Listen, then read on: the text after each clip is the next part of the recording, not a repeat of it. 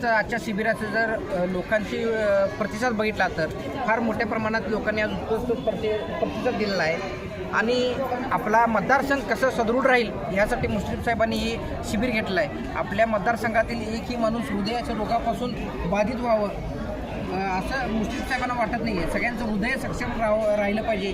जसं मुश्रीफ साहेबांनी मध्यंतरी कर्करोगचं निदान जे होतं त्याच्यावर लस आणली होती ती मोफत वाटप केली, म्हणजे त्यांचं मानत होता की जो देशात कुठली नवीन एखादी टेक्नॉलॉजी आली तर पहिला आपल्या मतदारसंघात ती पोचवावी आणि आपल्या लोकांचं हित जपावं हे मुश्रीफ साहेबांनी आजपर्यंत काम करत आलं आहे। आणि रुग्णांसाठी काय काम केलं आहे हे मी काय नवीन सांगायची गरजच नाही महाराष्ट्राला।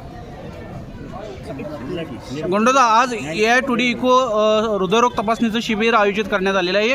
AI2D इकोचं वैशिष्ट्य काय आहे?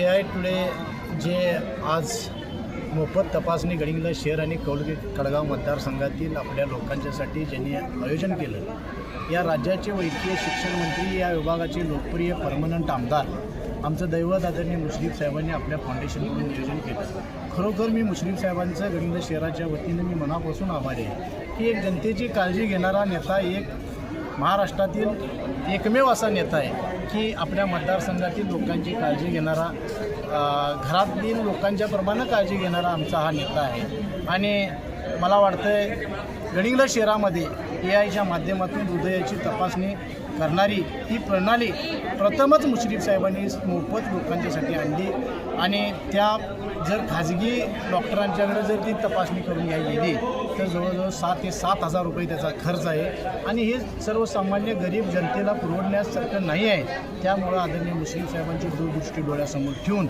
मुश्रीफ साहेबांनी या लोकांच्यासाठी या शिबिराचे आयोजन केलेलं आहे। तसेच या राज्याचे माजी उपमुख्यमंत्री, खरोखर जो कामाचा माणूस म्हणून ज्यांच्याकडे पाहिलं जातं ते आमचे स्वर्गीय नेते अजितदादा पवार यांच्या जयंतीनिमित्त मुश्रीफ साहेबांनी हे शिबिराचं आयोजन केलं, त्याबद्दल मी मुश्रीफ साहेबांचं मनापासून आभारी आहे। अमरदा, या शिबिरासाठी नोंदणी कशी करायची?